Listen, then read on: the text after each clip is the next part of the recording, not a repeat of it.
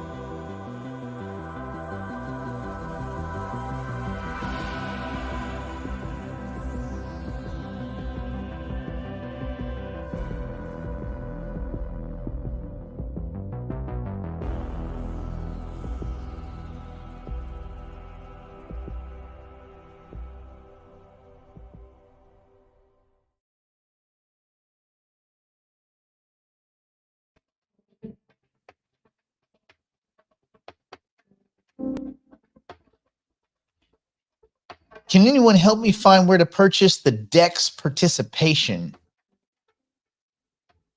Will, can you further define that question? I don't quite know what you're saying. Hello, hello.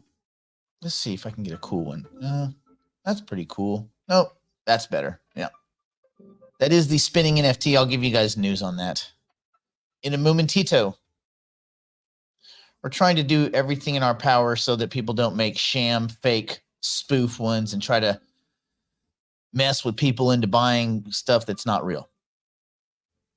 Hello, hello. Hello, hello.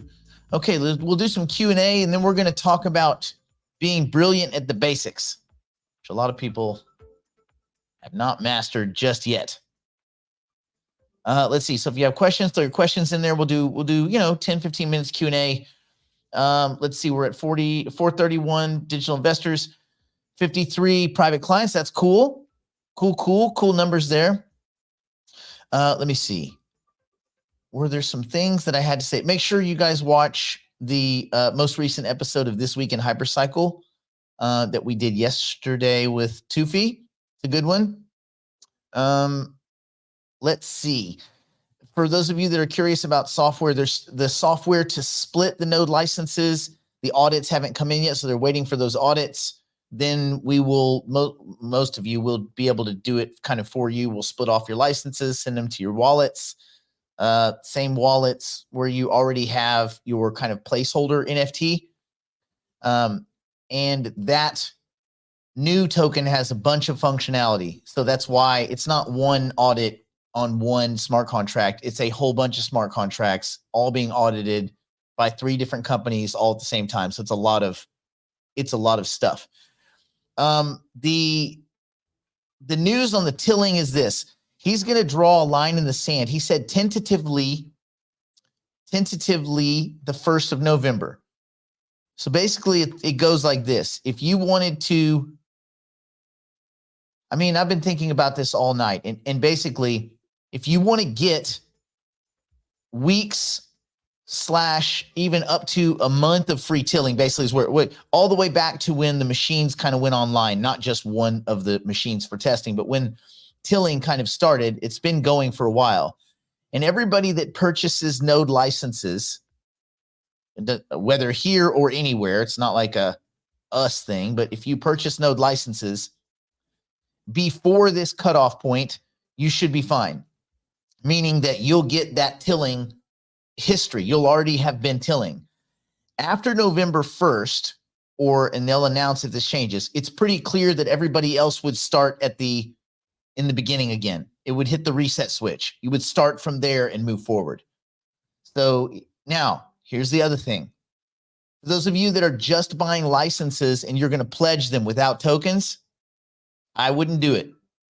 I guess what I'm saying is not that I wouldn't do it, but they may not have the tokens to seed, because if you're pledging, think about this for a second. If you're pledging your licenses, just a master node, I'm going to pledge a master node with no tokens with it. Okay. So someone else, HyperPG, has to come up with 524,288 tokens, over $500,000 worth of tokens right now, this second. Otherwise, that master node can't be put to service. If you pledged 2 nodes, okay, cool, but somebody's got to come up with 1,024 tokens times 2, 2,048 tokens, right? And so on and so forth. I think people should be having tokens to match their node licenses.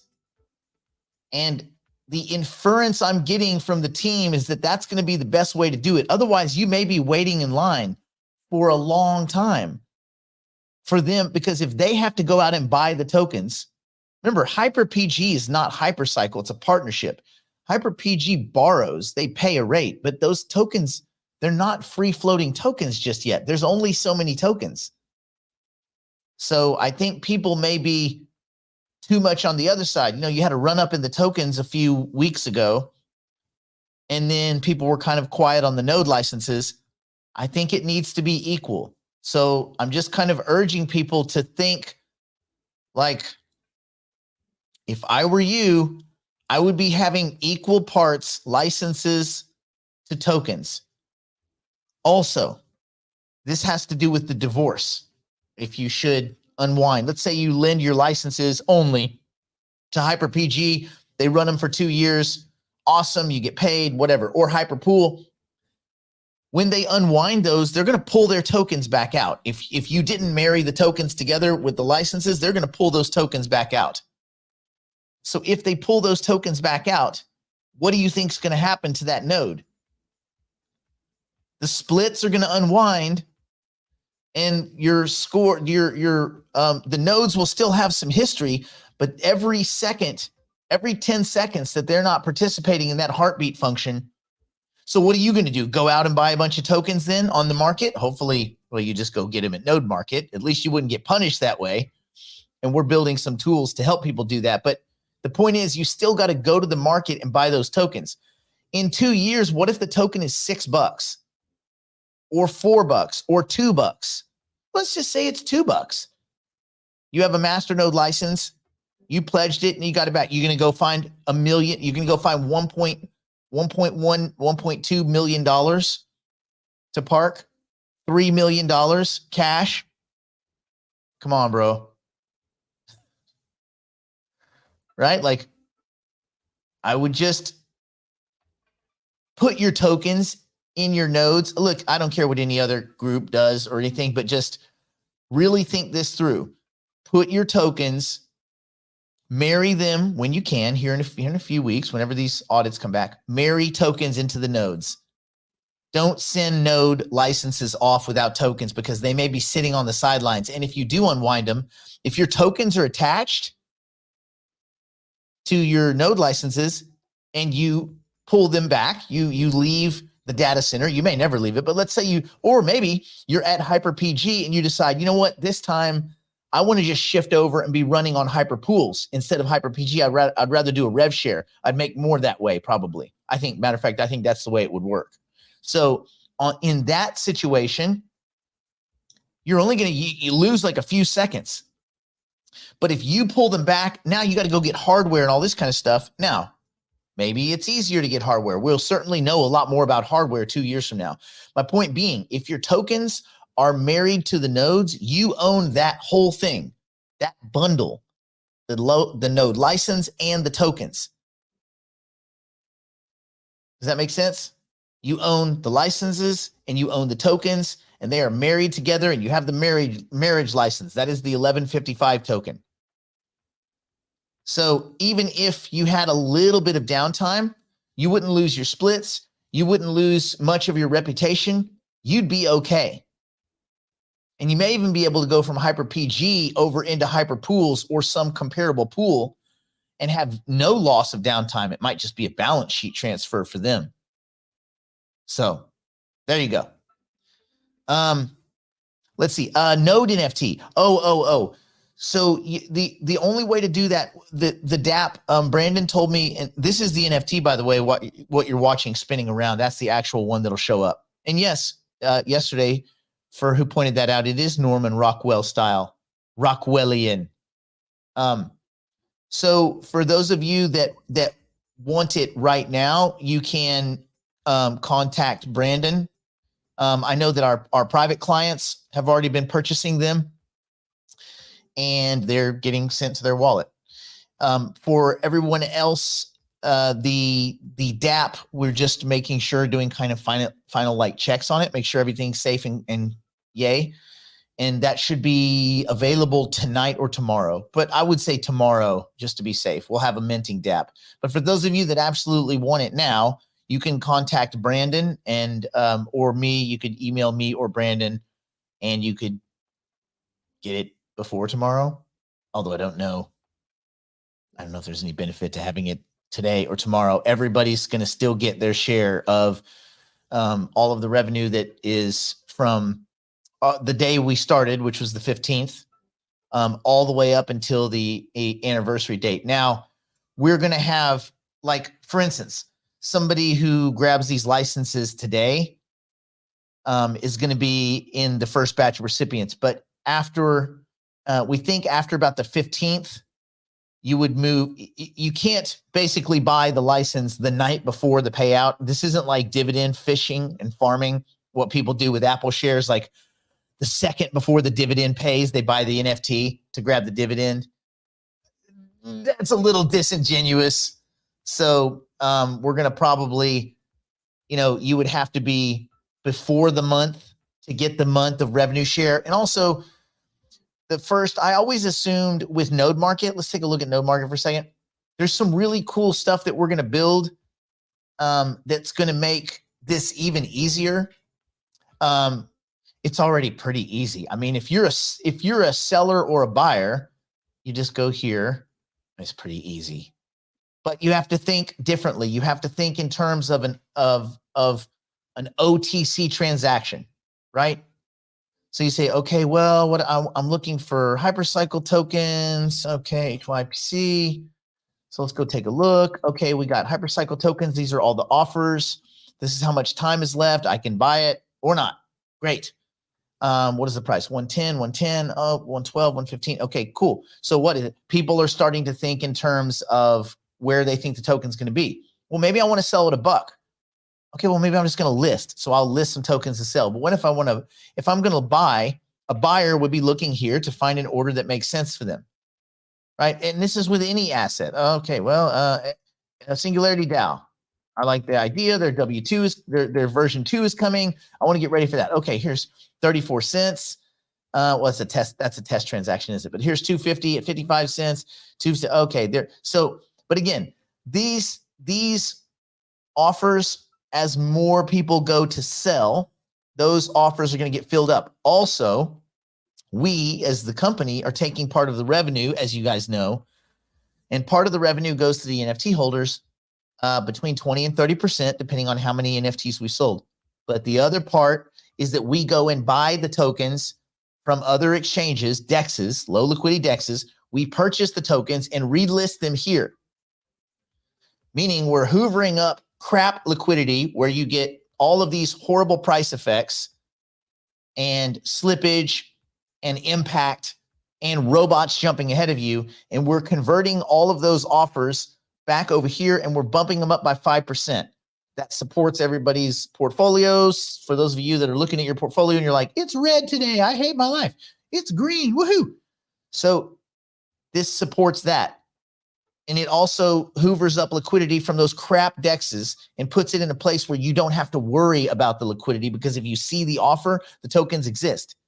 Now we're building something else so that visually you'll be able to look at these things the way an order book. It's going to be called an ordered book.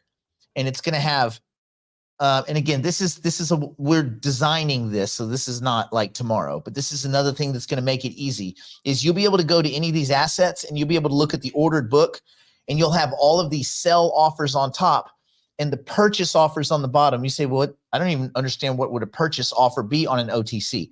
Well, if I can sell Singularity DAO tokens at, let's just say, if I can sell Hypercycle tokens for $1, I could also sell USDC or USDT for Hypercycle tokens. It's the same thing.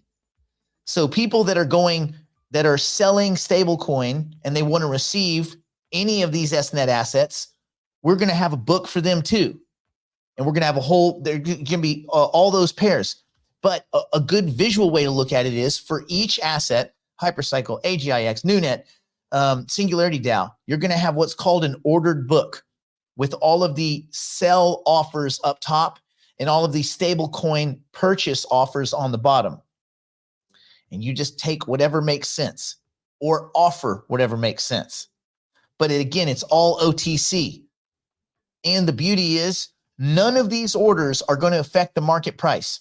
You can buy or sell 1 million tokens. It will not touch coin market cap. It won't touch. This is the future of the way FX swaps and liquidity is moved around. You don't need the whole effing world to be a part of it. It should be between you and the seller, or you as the seller and a buyer. And it should be code-based, smart contract-based, simple transactions.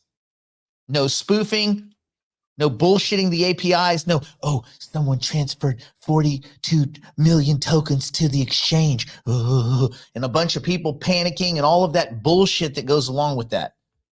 No, this is just nice and clean. All right. So there we go. So I hope that kind of explains that a wee bit. So those things are coming. Yeah, untouched by humans. Why? I don't trust humans. Humans steal stuff and humans lie, or humans lie by omission, or they accidentally lie and then they tell lies to cover up the lies. Sometimes people don't go out intending to lie. They just kind of don't know an answer and they just fill in the blanks a little bit. And then that can, spiral out of control in a bad way. So, yeah. Okay. Do you think, here, let's put our Hypercycle background since we have a Hypercycle question. Do you think the company will allow nodes to stay unfilled? Is there a chance that Hypercycle will loan the needed tokens? Yeah, if they have them. But remember, they don't have, the company has a distribution schedule, an emanation schedule of the tokens. It's not like Tufi and company is sitting on 2 billion tokens that they can just spew out whenever they want. These things unlock over time. For instance, as far as I understand, the founders have locked up all their tokens. Like locked.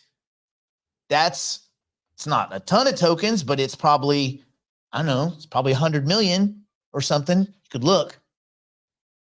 So, and imagine these tokens are behind, they're in a time lock safe. And every day or every week or every month, some of those safes unlock and those tokens are free to be used in the community for a variety of things. But they don't have all 2.147 billion tokens. Meaning there's going to be a lot of node licenses that don't get filled because people just won't fill them. Because maybe when you were buying node licenses and tokens were 38 or 40 cents, you thought it's going to be X amount to fill that license. Now it's going to be more than that. So when you see, and I'm not giving advice, but remember that the price was $1.18. What was it? Let's go look. And again, this is not financial advice, but let's look at the history of it. It hit $1.18 not too long ago. Let's go back even 30 days. All right. We're at $1.18 30 days ago. Do you think that this ecosystem is growing more or less over the next 5 to 6 months? Do you think there will be more people, more investors, more node licenses, more? Do you think it will be more? Let's do that. More or less over the next 6 months? Just a simple more or less will do. More, less, More, less, less, more. I contend that it would be more. And if there's more participants and there's only X amount of tokens. So right now, what is the supply constraint? The commodity right now, licenses, you can go get licenses all day long. You can go right to our site. Matter of fact, you can go right here. Soon you'll be able to get them, but you can go right here, go to Node Market. Oh, I want license. Buy Node license. That seems like a fun button. I'll touch it. Oh my Lord. Oh my Jesus. Oh, by the way, we're going to have an active box here. This will be active and you'll be able to go right to the sales portal over at Hyper AI. We're going to connect you. And again, we're not middlemen in this or anything. We're just going to send you over to them and you guys can buy your boxes. Yeah, boxes. Anyway, so you go right over here, you get your license. Okay, so it's easy to get licenses, right? Super easy. It's not super easy. And yes, the node licenses are fixed. The token is flexible. If you know the token is flexible, tokens are the constraint. And yes, compared to token licenses, token licenses are abundant, tokens are not. And also, the reason we came in and fixed the price of the licenses is to prevent this market getting all wonky. It was starting to look weird. So we said, no. Everything clean, everything concise. The licenses are fixed. They're not going to go up in price. The tokens, we have less control over. I mean, one of the reasons we built the OTC was so that people couldn't use these low liquid markets and these low liquid dexes is to beat up the price. That's not fair to people that, you have to imagine a certain amount of people are just invested in the token. And that's fair too. They shouldn't get punished for that. People that just want to own the token and buy and sell the token. There's nothing wrong with that. That's a healthy part of any ecosystem. So they shouldn't get punished for that either.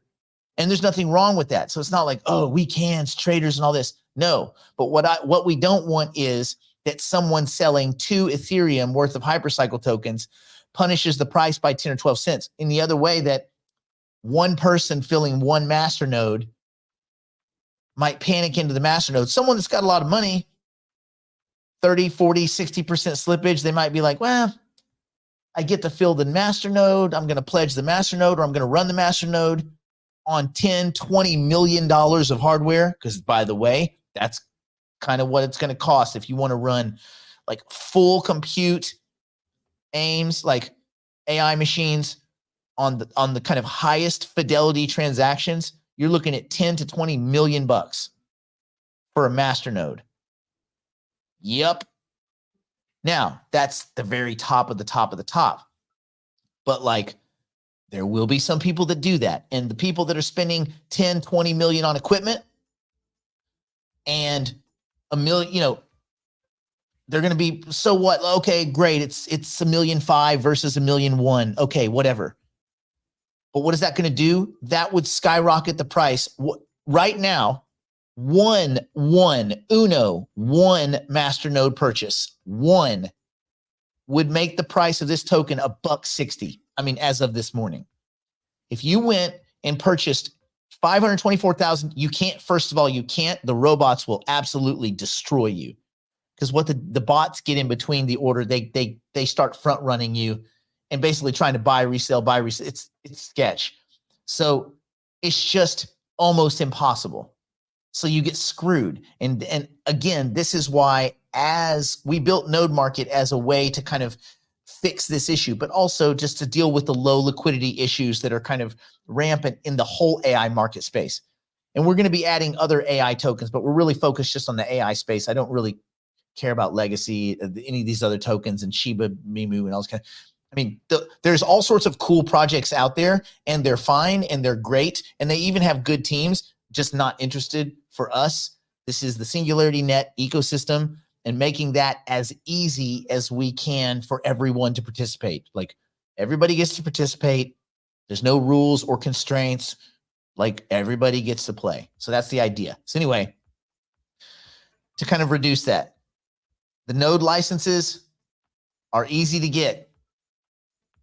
The tokens, they will wobble around in price. Now, this will be made better as more orders come to the exchange. This will be made better as more exchange listings occur. But I mean, Cardano's been waiting how many years, and they don't even have a listing over on Gemini. Now, Gemini is a sketch exchange, by the Winklevoss scam artist twins. But my point is, look how big Cardano is, and they can't get a listing on Gemini. So exchange listings just aren't so guaranteed. Plus, you're on centralized exchanges, and maybe you don't want to do business on centralized exchanges. Any of you that have had problems with Coinbase, I've never had problems with Kraken, by the way. Like, those are like the OGs. But anybody that's had Coinbase issues, whatever, it's just it's a constant recurring theme. They tell you what you can and can't do with your money, or your bank. I have somebody that was trying to get some node licenses yesterday, and their bank decided they weren't allowed to wire money to Coinbase. They limited it. Oh, we can't allow you to do that. It's my money. Yeah, but we can't allow that. What do you mean you can't allow it? It's my fucking money. So this whole thing's got to go away. And the only way it goes away is if slowly you siphon off money from the traditional system, from the legacy system, into the decentralized, marginally decentralized, or somewhat decentralized ecosystem that we live in. That's it. That's the only way. I keep most of my stuff. I mean, a lot of it. I think I probably keep 10, 15% in the banking system, spread among many accounts. And then everything else is in the crypto space, or in some other asset, like whatever, like we do, like the cars and the planes and all that kind of stuff. But that's all business related rental stuff. But I'm just not a fan of banks. And I don't like, man, if someone told me what I could or couldn't do with my money, I would lose my shit. Probably get arrested in the bank for just ripping that place apart. Because I don't want to subject myself to that kind of, I just don't go into banks anymore. I don't even know. I can't even tell you the last time I went and walked into a bank. Does anybody here remember walking into a bank? What's that experience even like? I don't know. I see. I keep seeing consistent 7,000 cells that seem to keep the token down in price. Yeah, what you probably see, John, is someone that doesn't understand the value of an OTC, and because they could just list those same sell orders and get the full price. So they probably think that's a price they can consistently sell tokens at, and it won't move the price too much. It's an unintelligent seller is what it really is. Or just someone that, and I don't say unintelligent, I would say without understanding, because if they had any understanding, they go sell them. So by doing that, they're either ignorant or sketchy. You're right. So that could be sketchy if they're doing it and they know that there's a place they could go where they wouldn't have to do that. It's like, why would you sell and get beat up if you didn't have to, if you could sell and have no market price reaction and get the full amount of money that you would want? I think credit unions are better. The problem is the credit unions are getting blown up by Fed policy. And I don't mean just like interest rate hikes, but I mean like just Fed policy all around and the stress testing and all this kind of stuff. And it seems pretty clear that that the prime broker deal, the broker dealer banks, the Chases and the Wells and all these, that it's very clear that they want a bottoms up collapse in the banking system. I think that's so like beyond obvious at this point, like absurdly obvious that they want a bottoms up collapse in the banking system. And you could argue that maybe there are too many banks in America. Like, we don't need like thousands and thousands of banks, that we probably get along with, a couple hundred banks. But I don't think we win if there's 25 banks. I think that becomes dangerous also. And already banks are becoming the biggest owners of real estate. That should also scare people. I mean, like, horrify people. Yeah. Let's see. Should I fill the licenses before boxes?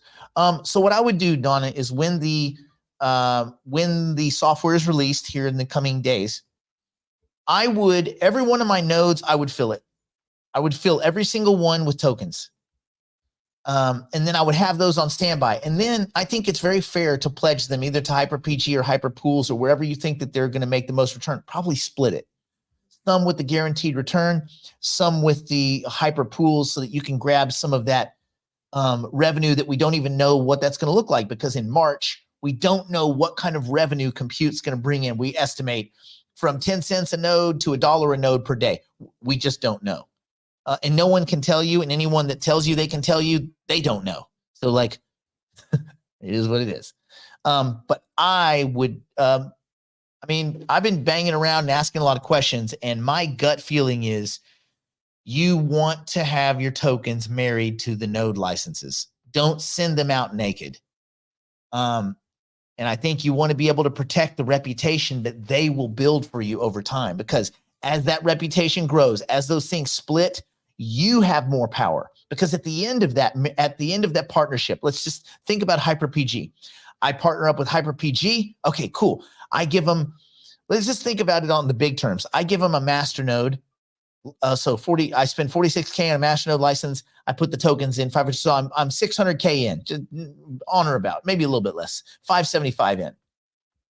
Okay. I have $575,000. Well, now we're 24 months later. Now, sure, I've only received X amount of percent, which is whatever. Cool. It's nice. I've gotten my little dividend, but that thing has split twice. So instead of a master node, I basically have 4 master nodes, right? First split is 2, second split is 4. So I now have 4 master nodes, cracking X amount per node per day. So I fast forward 6 to 18 months. I now have 6 to 18 months. And also, if you have a master node, that you see where I'm going with this. At the end of that 2-year period, when it's time to renegotiate, either pull your node license and your tokens back, or redistribute to another pool or somewhere else. You're going to have a lot of leverage because you have the tokens and everything in there. If you don't, they just unwind your stuff. Like, here's your license. Later, bro. They just buy a license and replace it. So I think you want to have the tokens. And by the way, for those of you that think, well, what happens if I've got this node license? It's infused with tokens. It's doing great. But I want to sell it, but I don't want to unwind it. You don't have to. We're creating at Node Market a secondary marketplace for those node licenses that are in production. You'll be able to sell them like you would sell a business, a coffee shop, or anything else. You just be able to flip them like a business. It's going to be really cool.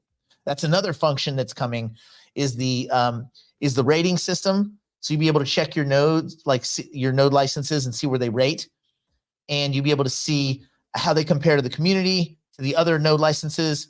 And you'll also be able to buy and sell like little businesses. Super cool. Hyperpool, isn't it more of a crapshoot because of potential unforeseen downtime? No, I would think it would be less downtime, because Hyperpool is going to leverage server farms and big compute facilities. I think the crapshoot would be running any more than a couple of nodes on your own. Now, I'm getting one of the Hyper AI boxes. I know several of us are. I know Brandon's going to get one. I'm going to get one, and I'm going to till a full master node up until compute starts. Once compute starts around March, I'm going to then allocate it to whatever I think is the best choice at the time. And obviously, we're going to, like, as we get more information, we'll just keep kind of trying to make the best decision, if that makes sense. So it's not, I mean, I would feel probably safer. You're not going to be able to run any more than 1 or 2 nodes on a box, on a master. But on the other side of it, I think it'll be really cool to run one at home. And then if it splits, okay, great. It split to 12, 15 months, still a good problem to have. And then you make the decision. Do I want to keep, maybe I keep 1 node and then I push everything else off to Hyperpool or HyperPG, or split. So again, at that time, you can also imagine there's probably going to be other pool operations that offer different or competitive pricing schemes where they'll pay you this much for your tokens, this much for that, this much for that. So as these things all kind of, flesh out, you just make the best decision at the time. A lot of these are decisions you just want to be thinking about them. But you don't have to make these decisions now. There's no rush.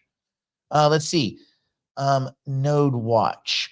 Will it rate all nodes? Hyperpool. Yeah, it's going to rate all nodes. Yes. All nodes. I mean, all nodes that we can get information on. And if you think about it, if it's a giant network that utilizes all of the nodes in the network to create this global brain, it must have a way to be monitored, because that's how a rating is created. Remember, compute, uptime, and reputation. Well, if you can monitor compute, uptime, and reputation in a decentralized way, then we can monitor you monitoring compute, uptime, and reputation in decentralized and disintermediated way. So if they can see it, we can see it. That's why we can watch all these wallet behaviors and transactions, and why you can't really pull crypto scams anymore. You say, "Oh, I'll go use a Tumblr." Yeah, but the cops can see you go to the Tumblr, and they can see money come out the other end, and they can see you with 17 Ferraris. Bro, you're going to jail. You're busted. So anyway, that's that. And again, many of these, man, these are my opinions, man, because the things that we don't have facts on, we have to defer decision making sometimes, and that's okay. And I do realize that everybody's trying to make the best decision possible. I think right now, this second, the token is the release valve. The token is the commodity. There's plenty of orange trucks, the licenses. There's not a lot of oranges. And to get the oranges, it's kind of difficult. So be smart. All right. That being said, we got to do some classroom stuff, man. I can't just wax philosophical all day. Let's get over to the class. We're going to talk about today. My being brilliant at the basics was something that we were actually chatting about. Ethan and I and a few other people were in the Crypto and Coffee Telegram chat, which is not super secret. And oh God, well, I won't go down that path. But anyway, we were talking in the chat about being brilliant at the basics, and I was starting to think, well, as it kind of relates to game theory. So I thought, why don't we talk a bit about the art of being brilliant at the basics? This was something I used to have a guy that trained me in sales. It was a regional VP for a company, and he trained me in sales. And for months, I didn't learn anything about the pricing or anything. I was like, I don't understand. Where's the sales part? But he was Miyagiing me. He's doing a Miyagi against me. And he was teaching me the tools, these kind of underlying psychological tools for being good at sales. So be brilliant. That was his thing. I would say, be brilliant at the basics. He was always really well dressed, and he wore a really bright colored watch. And in many ways, he was kind of a jerk, but he was a very successful jerk. And his name was Prince, right? Like that's a little braggadocious, I think. Anyway. Hello. You're late. You're bad at math, but I'm giving you an A+ in confidence. Just doing what I gotta do. Extra credit. So good. Okay. Do I even have a banner for that? Brilliant at the base? Nah. Let's just go here. All right.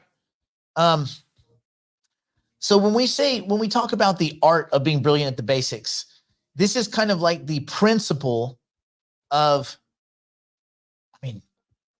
any sport you watch, what do they say? Like, defense wins championships, right? Be brilliant at the basics. You can teach anyone the basics. Anyone, almost anyone, can master basic skills. Talent is something different. Talent you have or you don't have, or you have a degree of in some weird nebulous way. You can't teach talent, right? You can teach basics. You can teach skills. And so this is relevant to game theory, and it's relevant to cognitive bias and game theory. This is our foundation for decision making, right? So you have to first understand the basics. At its core, being brilliant at the basics is about mastering foundational principles. The foundation, first principles. What do you revert to make a decision? Your foundation, like the foundation of a house. That's where you start. Even if you wipe the rest of the house off, you have the foundation. So in the realm of game theory and investing, this means understanding these basic tenets, rationality. And so many times I find myself in a discussion with people that they're not thinking rationally. I've been trying to buy a goddamn house for like 2 years now, and the sellers are not rational thinkers. And I've shown them a way to save a couple $100,000. They're like, well, we're not interested. What do you mean you're not interested? You're going to light money on fire. Anyway, it's irrational thinking. And the problem is you can't explain to someone that's irrational that they're irrational because they don't get it. So, it can feel overwhelming.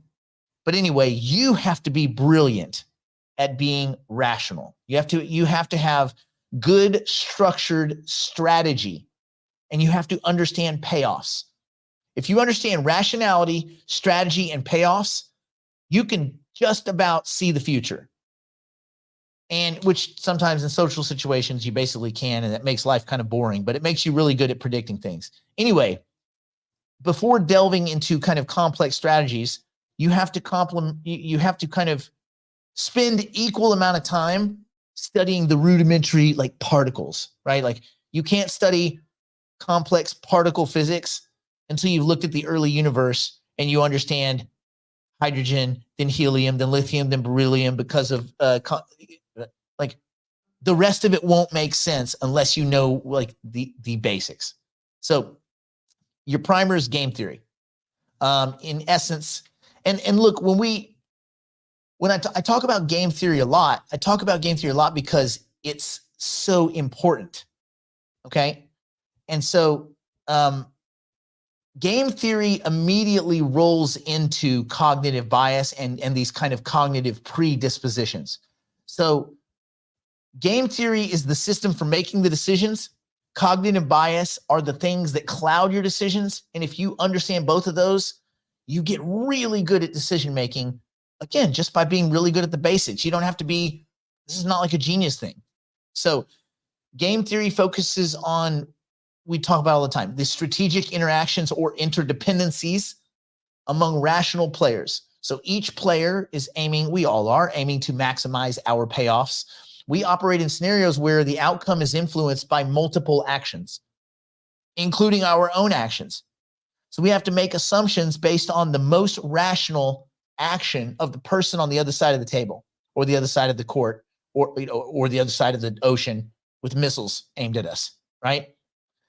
And so investing becomes much simpler when we think of these kind of fundamentals and we weave them in.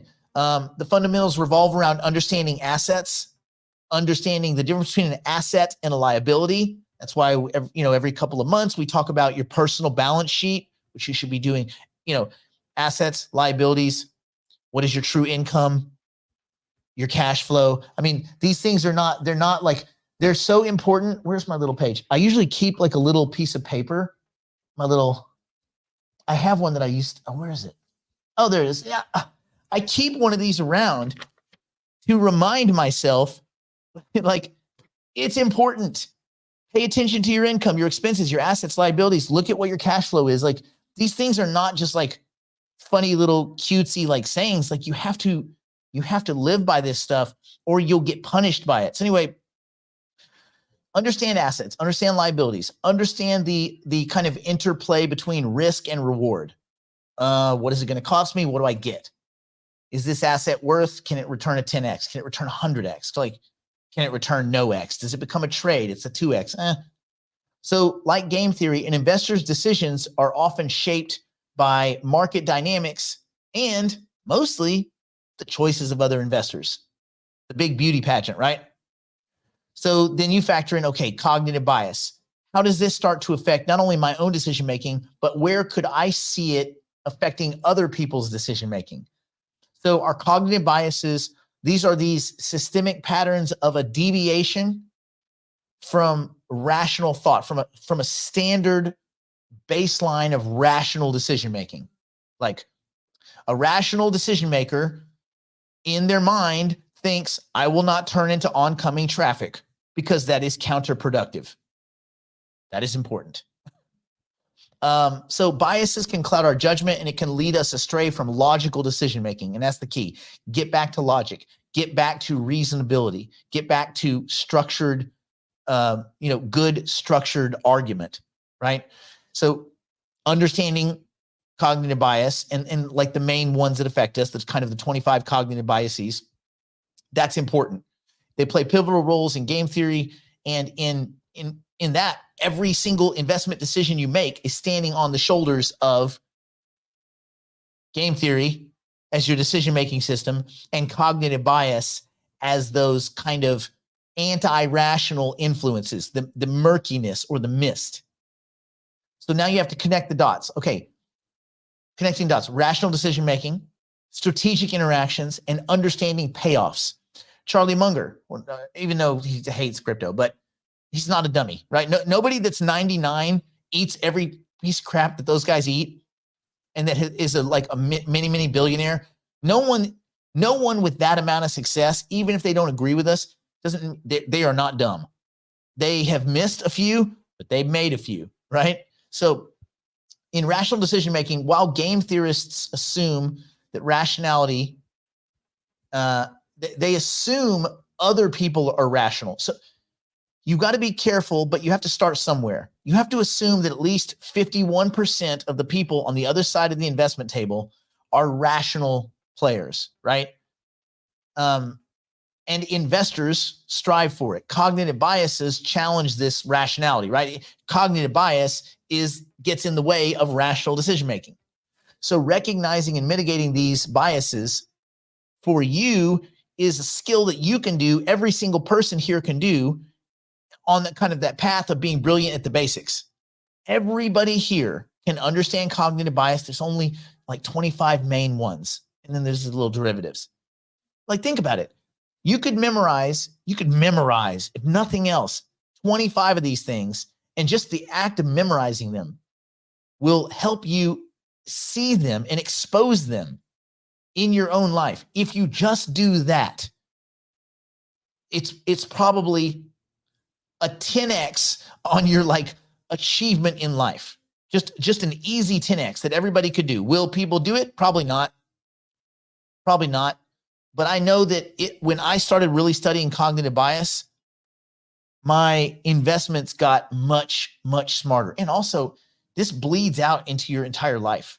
It's not just what you do on your investment portfolio, but the way you interact with humans, which, again, like life is a lot of networking. So now let's think about strategic interactions. So you have, just as a player's move in a game can influence outcomes, or the way you like playing billiards, the break can affect outcomes, an investor's actions can sway the market. Well, look what we were just talking about earlier. Whoever is the doofus in there selling 7,000 tokens every few minutes. They believe that either they can maintain some market price, or that 7,000 is the most they can sell without getting too beat up, or they don't understand how OTCs work. It's one of those. But their actions are creating a market effect. It shouldn't. No one person should be able to do that, but they are. But cognitive biases like herd behavior can lead to irrational market trends. If you have a few people like that and they're not doing it on purpose, that means they're doing it from a place of stupidity or an inability to achieve information. If they had all the information, or if they were slightly more educated, they would go post those same orders on an OTC and have more money in their pocket. So you decide, do they want less money? And a lot of times you would say, well, if they want less money, that's irrational behavior, unless there's some perverse incentive. So it's worth consideration, but when you look at that behavior, that you say that is either irrational or perverse. There's no in between. So, and then as Charlie Munger said, you show me the incentives, I'll show you the outcomes. Right? Evaluating outcomes is integral to both game theory and investing. You have to understand like the payoffs, right? What is at the end of this, me and him, me and him, me and her, over and over and over. So you need to evaluate those outcomes, and you need to use, again, game theory as your decision making. Understand cognitive bias gets in the way of rational understanding. And this clearly applies to investing. So cognitive biases like confirmation bias, it can hinder our ability to accurately assess situations. It just clouds your judgment. It makes you less rational. So when you look at the basics of strategy in decision making and where they kind of that nexus, whether you're discussing like Nash equilibrium in game theory or the efficient market hypothesis in investing, which I don't quite subscribe to because of perverse incentive structures. That's a whole other discussion.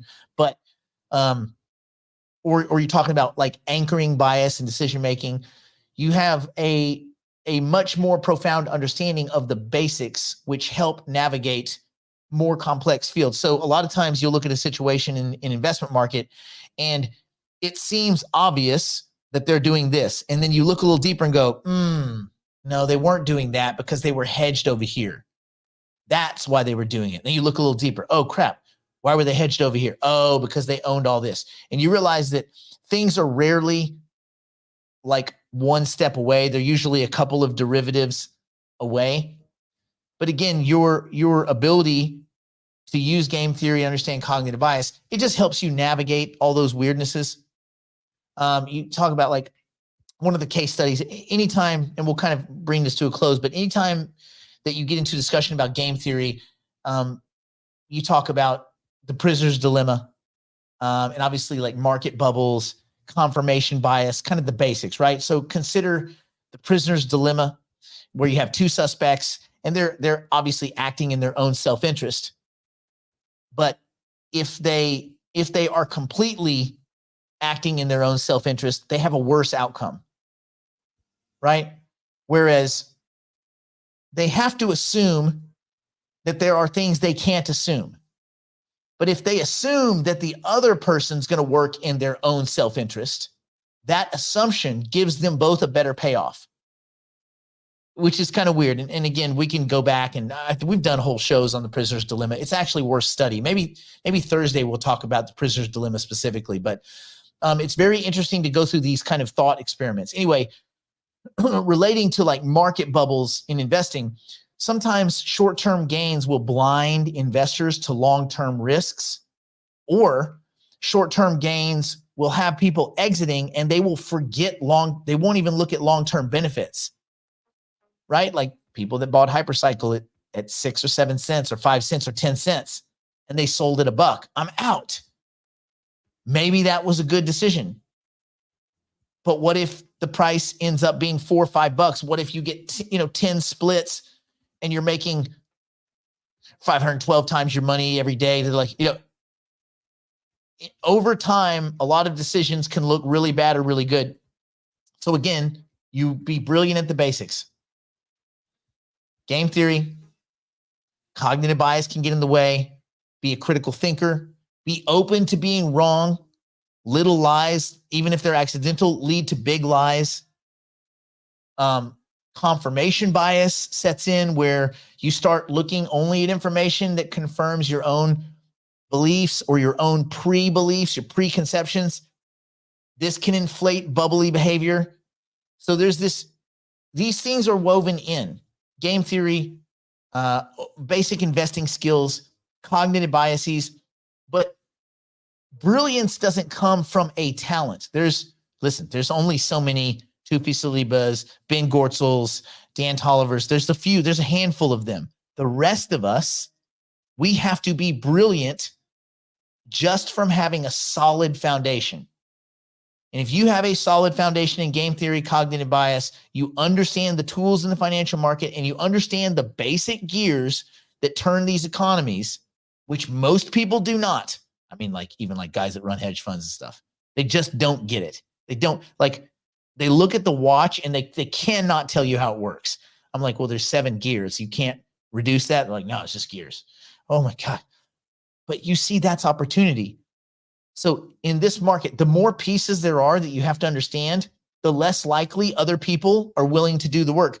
It's the same thing with when you're looking at, at a sales flow and they say, oh, the more buttons someone has to click, the less likely they are. Like every new button, half of the people are going to go away because they'd have to click another button. Okay, but if you think of that in terms of research, if each one of those gears, you're like, okay, let me look at that gear now. What does that do? Now let me look at that gear, because I know most people won't. If you're willing to do that, those are orders of magnitude of success. And then the people around you are like, I don't understand. You start getting called lucky. You say, oh, you're so lucky. I'm not lucky, bro. I just chose to dive deeper into these weird little realms. And I keep in mind that mastery doesn't mean I have to be a genius. It just means I have to be brilliant at the basics and recognize and overcome all of these biases that get in the way of being brilliant at the basics. Simple-ish. Anyway, I would urge people to kind of think about that because I think it's important. I just think sometimes people get overwhelmed and they start asking rather than doing the work. And I just always urge everyone, do the work. As much as you can, do the work yourself. And then you won't owe anyone else. Either way, in success or failure, you'll be able to own it. That's pretty important, right? You want to own your successes, get past your failures, all the things you failed at. That's just a list of stuff that didn't work. You know what that means? That means the list of stuff that does work is much easier to see. That's it. You ain't got to be lucky. Brilliant at the basics. So let us all endeavor to be brilliant at the basics. And on that, we will see you tomorrow. Same bat time, same bat channel. For anybody that does want, no. Okay, let me tell you really quick. This was done in the GPT-4 app while I was having coffee. I was like, I want a cool piece of art for brilliant at the basics. It's so good. It's now in the phone app. Done. Like, you can do it right from your phone. It's so badass. When I have coffee, I'll think about what I'm going to talk about, and I often mess around with artwork. And it's right there in the GPT-4. If you select GPT-4, you'll have a search with Bing and DALL-E 3. You go to DALL-E 3, you can talk images into creation right there in the app. It serves you up 4 images. You choose what you want. It's so dope. Anyway, brilliant at the basics, fellas. All right. For those of you that want the NFTs and you just can't wait till tomorrow, I don't see why that's a deal, but yes, you can get them. You can contact me or Brandon. Otherwise, we should have the DApp ready. We think we'll have it ready tomorrow. People can just do their own thing. We're looking at our first revenue payout, which of course, this is month 1, where I believe the first 2 to 3 weeks is just filling the order pipeline. So I would urge any of you, if you are looking to sell any of these assets, go and list your sell orders here. Don't go to DEXs where you're going to get nuked. Go here, go to View Exchange on nodemarket.io, create a listing, just search for whatever token, right? You can search a token and then you just create a listing. Okay, Singularity DAO, great. All right, list tokens, click, you connect your wallet and off you go. You set your price, you set what you want to get paid in Ethereum, USDT, USDC, just set it and forget it. You can do 1 week, you can do 2 weeks, you can do 1 month. We're even going to set up a 90-day. We don't want to go much past that because we want people to stay kind of active and current with their sales orders. Plus, you want to be able to track the market. But again, if you put an order in for a certain price, that's because that's the price you're willing to accept. So if you think, hey, I want to get paid $1.05 for my hypercycle tokens, okay, go hypercycle, list tokens, connect your wallet, set up the sell order. That's it. Wait for money. The more orders that come, the more people that kind of infuse their orders in here, the easier it's going to be for other people to get those orders filled, which brings more people. The only people that don't use an OTC exchange are people that don't understand either that exists or how to use it. Because anybody that messes with these things goes, shit, this is better. It's guaranteed limit orders with no middlemen. Anyway, be brilliant at the basics, peeps. We'll see you on the morrow.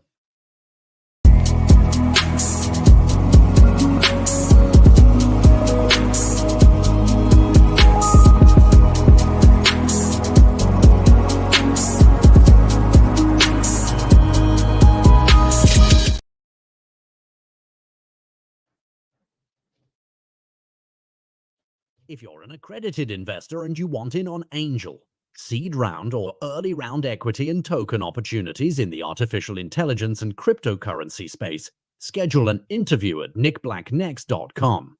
In life, you can either be really good, really lucky, or just be first. Being first is so much easier. Schedule a digital private client interview today at nickblacknext.com.